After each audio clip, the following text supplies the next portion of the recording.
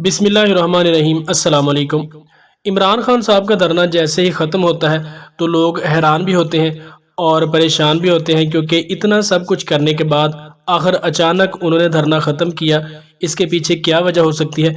क्योंकि पहले तो वो यही कह रहे थे कि ये खूनी लॉन्ग मार्च होगा, शेख रशीद साहब भी यही कह रहे थे और इमरान खान ने भी कहा था कि हम तब तक वहाँ बैठे रहेंगे जब तक कोई फ़ैसला नहीं हो जाता और असम्बलियाँ तोड़कर इलेक्शन का जो है वो ऐलान नहीं किया जाता।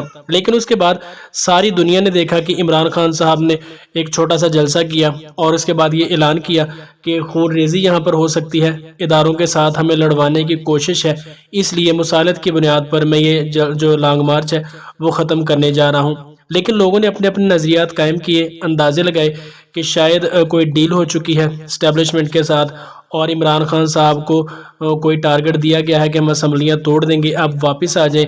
या फिर एक और वजह भी जो उनके मुखालिफिन कह रहे थे कि लोग बहुत कम निकले हैं। इमरान खान साहब ने 20 लाख मजमे का ऐलान किया था, लेकिन लाखों की बजाय हज़ारों की तादाद में लोग निकले और उनमें से भी काफ़ी लोगों को वहाँ तक पहुँचने नहीं दिया गया। और जो पंजाब गवर्नमेंट है उन्होंने काफ़ी हद तक सख्ती की, छापे मारे और उनकी गिरफ्तारियां भी की, जिसकी वजह से लॉन्ग मार्च उस हद तक कामयाब नहीं हो सका। इस हवाले से जो एक तज्जियाकार हैं इरशाद भट्टी साहब, उन्होंने भी इस बात की तईद की कि मेरा भी ख्याल है कि ये लॉन्ग मार्च फेल होने की या ख़त्म करने की एक वजह ये भी हो सकती है कि लोग इतनी तादाद में नहीं थे जितनी खान साहब को उम्मीद थी। तो उसी के जवाब में बैरिस्टर एहतशाम साहब हैं, बहुत ही ज़बरदस्त तज्जियाकार हैं, उन्होंने कहा कि क्या इमरान खान को पहले नहीं पता था लॉन्ग मार्च करने से पहले कि लोग इतनी तादाद में शायद ना निकल पाएँ, क्योंकि पंजाब गवर्नमेंट जो है और जो वफाक है वो भी अपनी कोशिश करेंगे इस लॉन्ग मार्च को फेल करने की और डी चौक में पहुंचने नहीं दिया जाएगा उनको। उन्होंने कहा कि इमरान खान को ये सब कुछ पता था, लेकिन इसके बावजूद भी और जो उन्होंने ये कहा कि इदारों के साथ हमें लड़वाया जाएगा, तो उन्होंने कहा कि इदारे तो आमने सामने आने ही थे। सबसे पहले उन्हें पंजाब पुलिस का सामना करना पड़ रहा था और उसके बाद रेंजर भी आ गई थी और फ़ौज ने भी ज़ाहिर सी बातें आना था।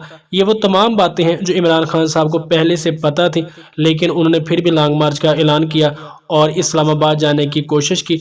लेकिन उसके बाद अचानक धरना ख़त्म किया गया और लॉन्ग मार्च ये कहकर ख़त्म किया गया कि मुझे इदारों के साथ लड़वाने की कोशिश है, इसलिए 6 दिन का मैं टाइम देता हूँ और 6 दिन के बाद दोबारा कॉल दूंगा। लेकिन सबसे बड़ी बात यह है कि क्या 6 दिन या 8 दिन जो इमरान खान साहब ने टाइम दिया है, क्या दोबारा लोग इस तादाद में निकल सकेंगे? क्या लोग इतने ही फारग हैं आजकल कि इमरान खान साहब जितनी बार कॉल देंगे लोग निकलेंगे और उनके धरने में शरीक होंगे? और सबसे बड़ी बात यह है कि जो 5 लोग जो है वो जा भग हुए हैं उनकी तरफ से पीटीआई के जो लॉन्ग मार्च में शरीक थे, तो उनकी मौत का जिम्मेदार कौन हो सकता है? और जो 5 लोग जाँ भग हुए हैं और 5 घर जो है वो बर्बाद हुए इस लॉन्ग मार्च की वजह से, उसका हिसाब कौन देगा? इस बात का कोई भी जवाबदेह शायद नहीं है। और बैरिस्टर एहतशाम ने बड़ी ज़बरदस्त बात कही कि क्या जो 5 लोग जिनको ये शहीद का नाम दे रहे हैं कि हमारे 5 लोग शहीद हैं, क्या इमरान खान साहब ये इनके जो बड़े हैं वो उनका नाम तक भी जानते हैं कि जो लोग उनकी पार्टी के साथ चले और उनकी वजह से उनकी जान गई है?